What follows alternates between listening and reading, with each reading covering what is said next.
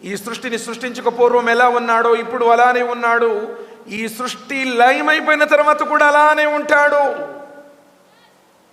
ఎప్పుడు ఒకే విధంగా ఉండేటువంటి వాడు స్తవనీయుడు అల్లాహ్ సుబ్హానహు వ తఆలా. ఆయన 2 కాళ్ళ జంతువులను 4 కాళ్ళ జీవులను, పొట్టతో పాకే వాటిని, నేల మీద నడిచే వాటిని, గాలిలో ఎగిరే వాటిని, నీటిలో ఇదే వాటిని, కంటికి కనిపించే వాటిని, కంటికి కనిపించిన వాటిని సృష్టించిన మహాసృజనకారుడు అల్లాహ్ తబారక వ తఆలా.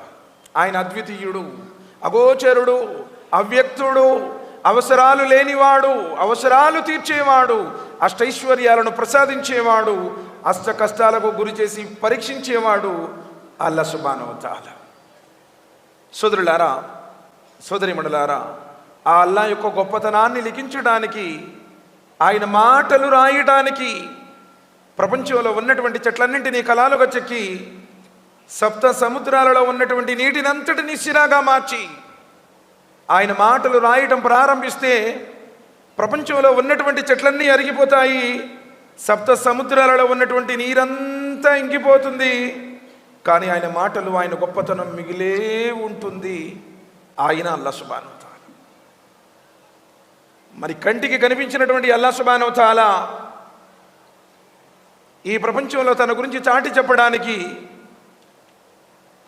తన యొక్క సందేశాలను అందించడానికి ప్రవక్తల్ని ప్రవహింపజేశాడు. వలకద్ బఅస్నా ఫీ కుల్లి ఉమ్మతి రసూలా అని ఇబుదుల్లాహ్. సార్ ఆ కూలర్ కూడా ఆపేసండి సార్. బాబు మైక్ టెక్నీషియన్ ఆయనకి చెప్పండి సార్. చాలా నాయిస్ వస్తుంది, మనకి అర్థం కావట్లేదు. కానీ ఇటు కూడా దీన్ని కూడా కొంచెం ఆపేసండి, ఎందుకంటే చల్లగానే ఉంది అల్హమ్దులిల్లాహ్, హీట్ ఏం లేదు.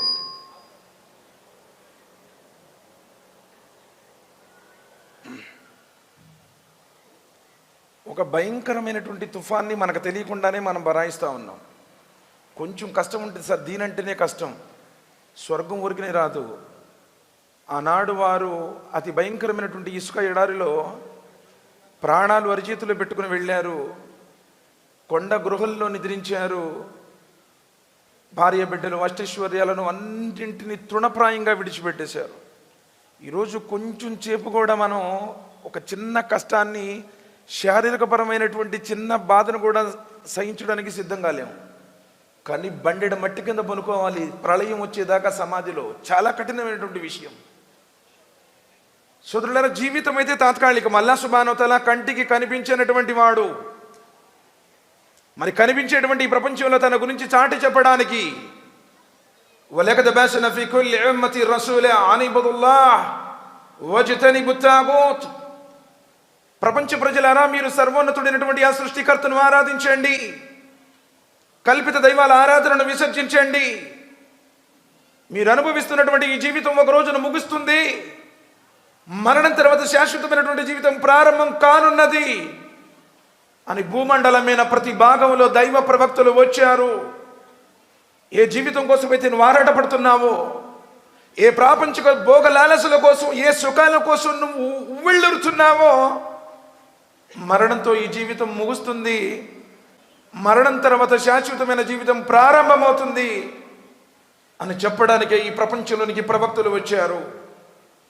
వలికుల్లి కౌమిన్ హాద్, ప్రతి జాతికి ఒక మార్గదర్శకుడు వచ్చాడు. వలికుల్లి ఉమ్మతి రసూలా, ప్రతి జాతిలో ఒక రసూలు వచ్చాడు. ఎందుకంటే జీవితం తాత్కాలికం. ఇది గాలిలో దీపం లాంటిది, నీటి మీద బుడగ లాంటిది. మానవులారా, మిమ్మల్ని పుట్టించినటువంటి ఆ సృష్టికర్తను గుర్తించండి అని ప్రవక్తలు వచ్చారు. ఆ ప్రవక్తల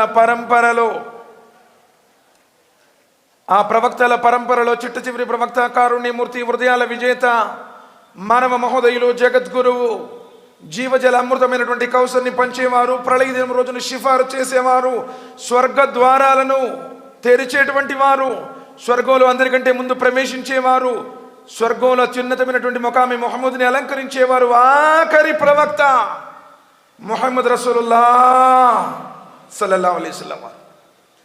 అల్లాహ్ సుబ్హానహు వ తఆలా గతించినటువంటి ఆ దైవ ప్రవక్తలందరిపై, వారిని అనుసరించినటువంటి విశ్వాసులపై, వారి కుటుంబీకులపై అమితమైన శుభాలు, శ్రేయాలు, అనంతమైనటువంటి దరువులను అల్లా సుబ్హానహు వ తఆలా కురిపించుగాక. ఆమీన్ రబ్బుల్ ఆలమీన్.